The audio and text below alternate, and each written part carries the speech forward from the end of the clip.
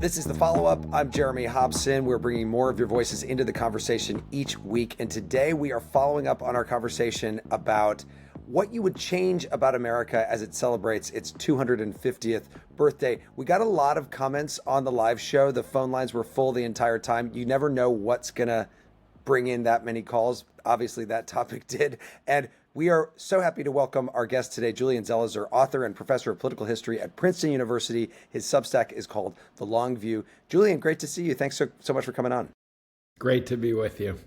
Well, before we get to what people actually wanted to change about America, we are talking just a few days before the actual 250th birthday, the 250th anniversary of the signing of the Declaration of Independence. It has been politicized so much, and a lot of people want just nothing to do with it. And I wonder how you feel about this anniversary, just as an historian. What does it mean to you? Well, I mean, these are always politicized. And so every time we go through this, in 1976 was famously a contentious period because of Vietnam, Watergate, and people debated, what do you celebrate? How do you celebrate it? There was a commission to figure this out that's disbanded because things get so heated and they think of a new way. So I don't act with surprise, but I do think it's a good moment. Celebration means different things. It could be a critical celebration. It could be a wholly positive celebration, but it is a good moment to think about the history of the country, where the country is right now, and to use that, even if it's contentious and fraught, to ask difficult questions. And that's how I think of these days, beyond the barbecue part and the fireworks part. I think this particular one, because of when it comes, is an important opportunity to have that introspection.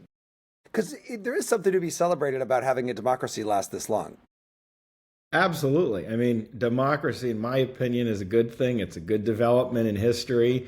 And this is a democracy imperfect, and it's a democracy that has required struggle to make whole, and it's still not whole. And we have to remember that. It's not as if the founding had it all right. It was profoundly flawed, but still, we are now, from the Declaration 250 years into this, and at least the ideals and the basic system, I think, are enormously important to where not just things have been and improved, but where things need to go in the future. So you say it was flawed at the founding in ways. Is there something that you would do if you could snap your fingers right now and make one change about America? What would it be? Well, I wish we had full franchise for every American right from the start, and that wasn't something that had to be the product of activists and fights and struggles that involve people losing their lives. That the Constitution and the founders understood that you don't have a democracy, in reality, until everyone can be part of that democracy. And for me, that's a pretty basic challenge that we have faced as a nation, and we still face that today. Well, and in fact, it seems like it's moving in the other direction right now, as it's getting more difficult for a lot of people to vote. So a lot of callers focused on changes to the Constitution and changes to the way our government works. Listen to this one. Hi, my name is Jim Owen. I'm calling you from South Dakota, and I think the most important thing we can do to move our country forward in a positive manner is to enact term limits for our congressional members. Congressional term limits will help clean up our government and all of the existing conflicts we have in it. Julian, what do you think about that? Would term limits make a big difference, and do you think that's possible? It's an old demand, and I've heard this many, many times over the years, and I've seen it before I was alive reading the old press. I'm not sure that will work, to be honest. I mean, the flaw with term limits, as appealing as it sounds, just have people in and out, is if the system is working well, when people are in office long, they gain a certain level of expertise about government that is very useful in making decisions. They gain an expertise about politics and the responsibilities of governing, and they develop relationships with each other, which is actually something we don't have anymore.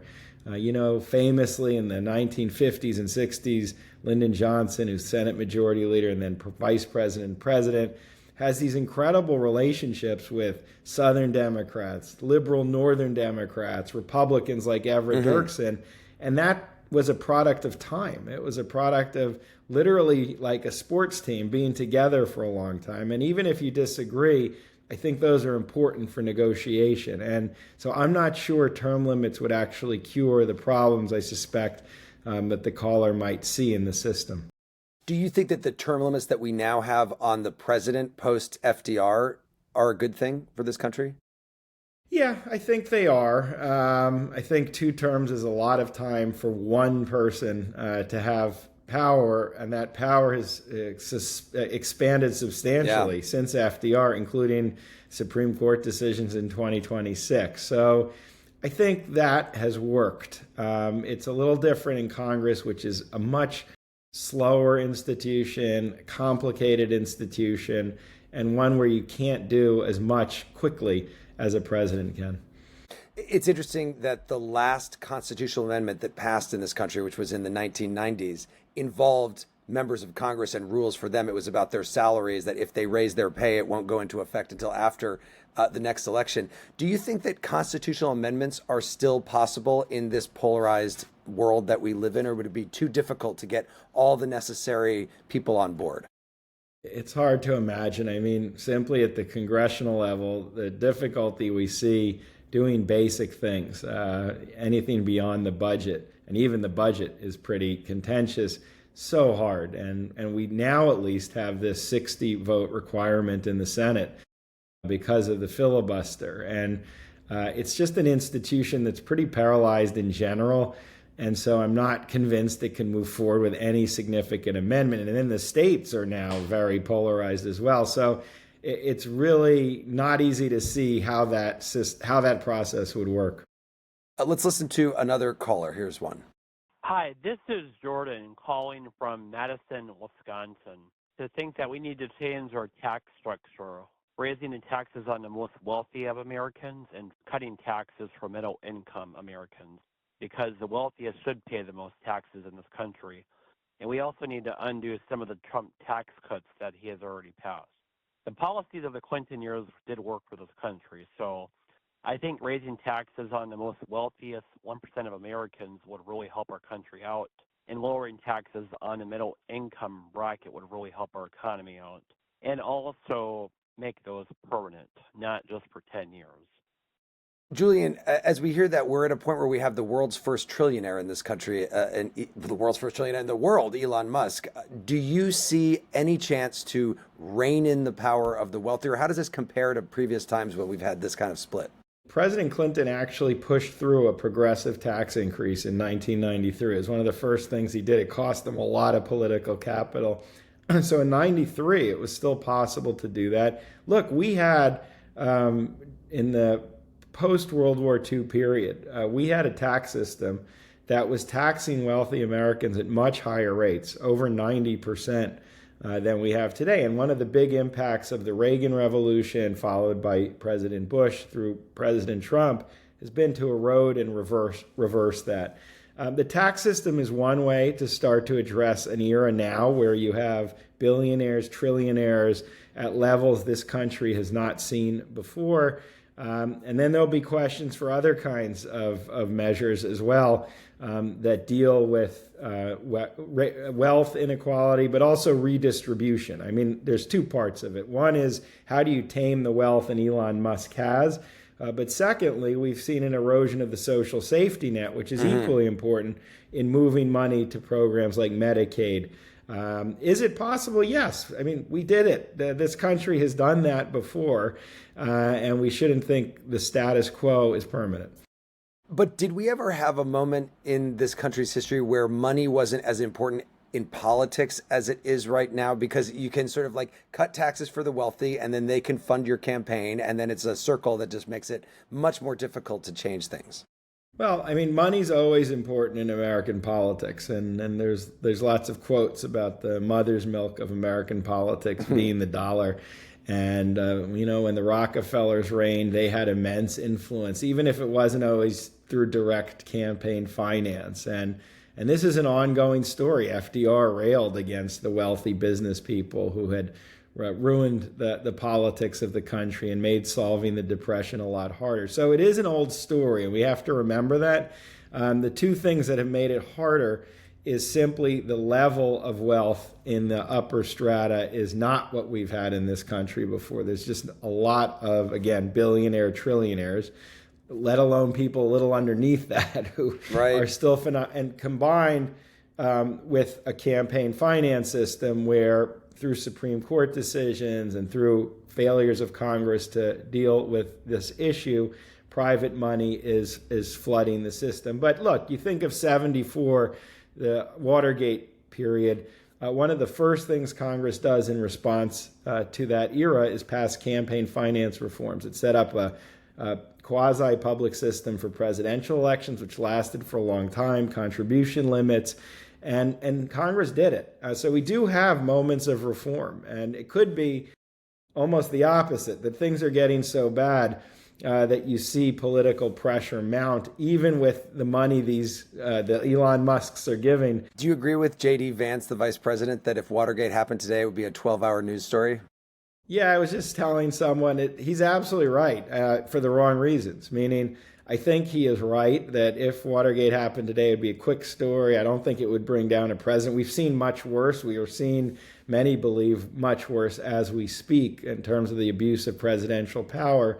I think he's wrong in that it's not as if it was irrelevant, the scandal, or it's not as if all the investigations were wrong to see what they saw in 74. The point is, we no longer have a system that seems capable of recognizing that kind of bad in American politics. And so the argument is the Trump administration benefits from a numbness or an unwillingness to do something about scandals that are much greater than Watergate. So yeah, he's right, just for the wrong reason. All right, we got more with Julian Zelizer when we come back in just a minute. You're listening to The Follow-Up. Welcome back to The Follow-Up. I'm Jeremy Hobson. I'm joined by Julian Zelizer, professor of political history at Princeton University. His Substack is called The Long View.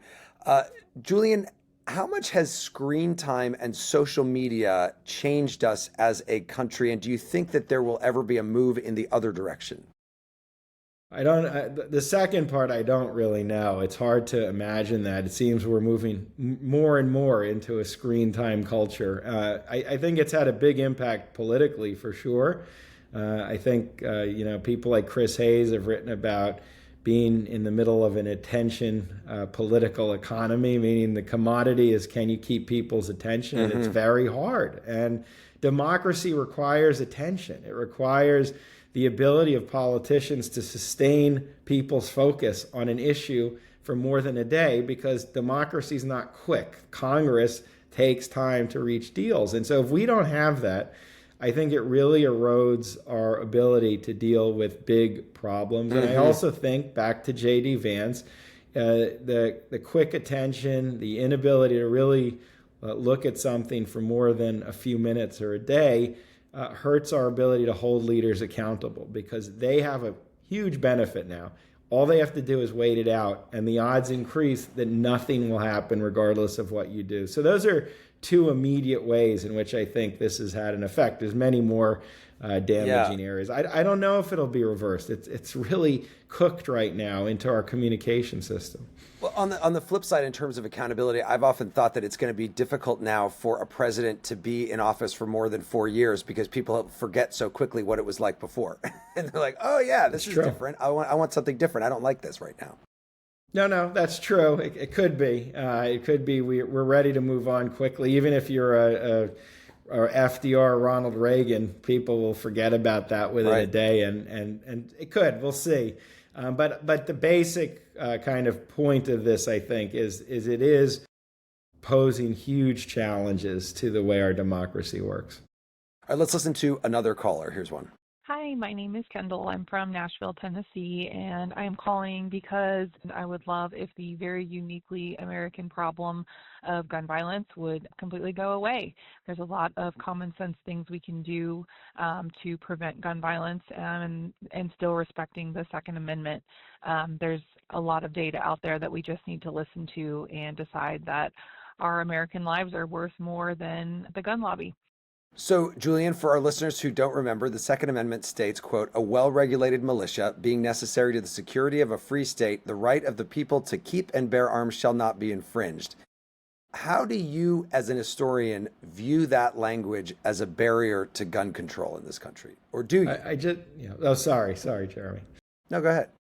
I don't see it as a barrier. That's one area where I hear that kind of, not only is the language itself to me not clearly prohibiting efforts to restrain individual use of weapons.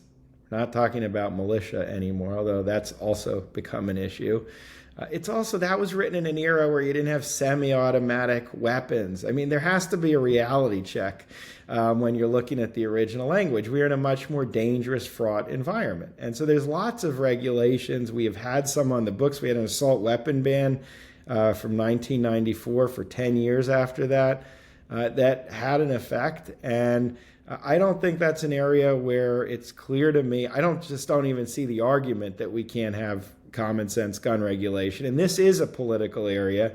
It's a little like I was thinking of the movement for same-sex marriage, where it's an issue where lots of people are exposed to the problem. It's not some isolated issue that most people don't deal with. I think with same-sex marriage, values changed quickly because everyone had family members of different sexual preferences in red and blue. Yeah.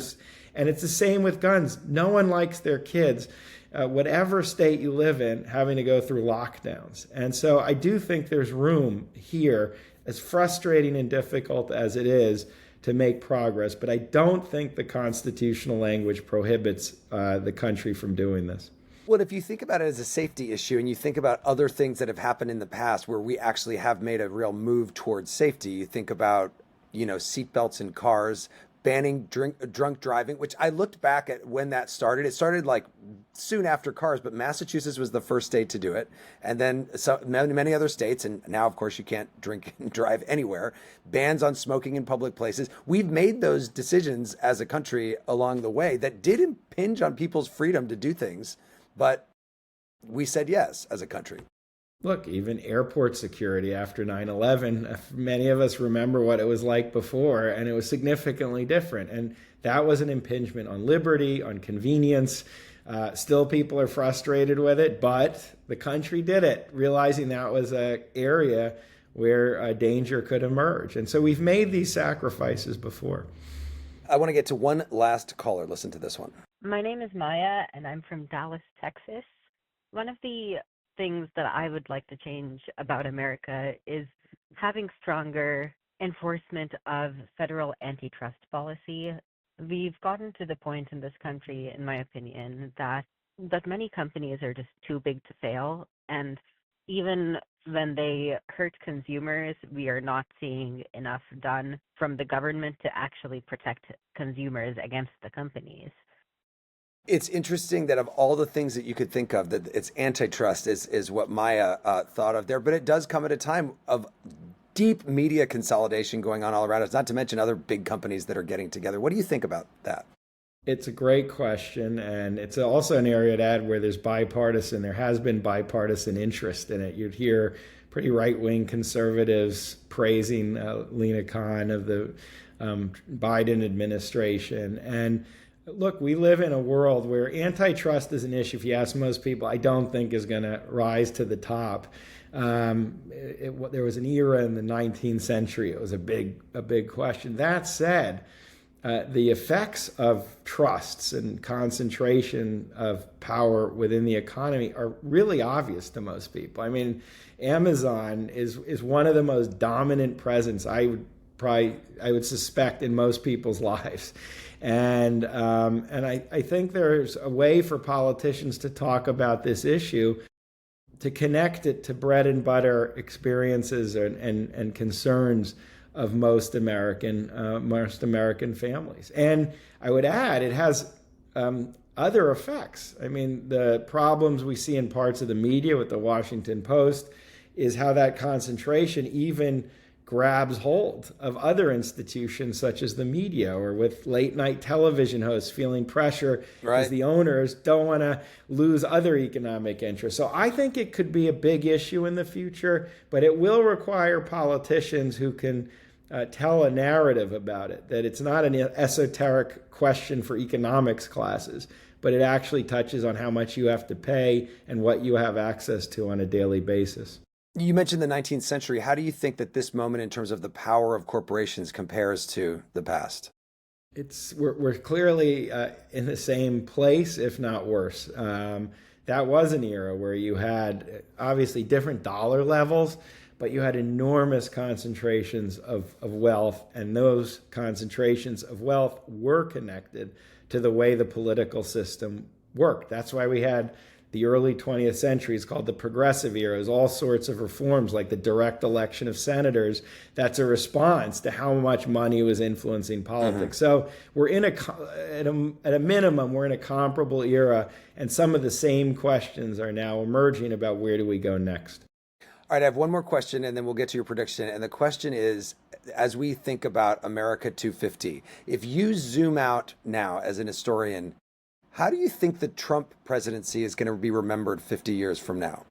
I think it's going to be potentially a transformative presidency. I don't think it's transformative in terms of policy in the way that Roosevelt or Reagan or Lyndon Johnson were, that leaves behind a body of programs that we still have. But in terms of presidential power and an assertion and legitimation of the president as the primary force in American politics in a way we haven't had, I think this is not going to go away anytime soon. And secondly, connected, the style of political partisan attacks that this president was willing to make, meaning partisanship could include weaponizing even the Department of Justice. Partisanship could include the president using language, dehumanizing language about opponents and adversaries. All of that combined is going to leave a huge mark on our democracy. So I think people will be talking about this and dealing with the consequences for a long time to come. Okay, I guess that's a prediction, but do you have another one to give us? Yeah, my big prediction, and I'm not a doctor, but there's so many changes in healthcare right now that I've been reading about that I think we could be on the cusp of an era where what healthcare policy is changes really dramatically, kind of like in the 50s with vaccines and curing diseases like polio. And I'm not talking about vaccines today, but I think the potential for attacking and containing and controlling problems, including cancer, seem to be very, very close. And I think it's not the kind of thing we automatically think of as a new era, but I think we might be getting there. And I just suspect 50, 60 years from now, we could be looking at a transformation in medicine and health that was quite important. I mean, just GLP-1 drugs, for instance. And then also, I will agree with you on cancer in that every time I have a friend or somebody who gets a cancer diagnosis, my first thought to them and statement to them is like, you're in a different world now. Like this, the medicine is getting so good, so personalized, so fast. Like you have a good chance. And I've seen so many people come back from their cancer diagnosis and be just fine and in remission. And so, yeah, that's the best prediction I think we've ever had on the follow-up. So thank you for that. Julian Zelizer, professor of political history at Princeton. Really appreciate it. Thank you so much. Thanks for having me. And thanks for listening to The Follow-Up. It was produced by Harrison Patino. Our next middle episode is coming this week. We're going to be asking what America's 250th birthday means to you. I'm Jeremy Hobson. I'll talk to you soon.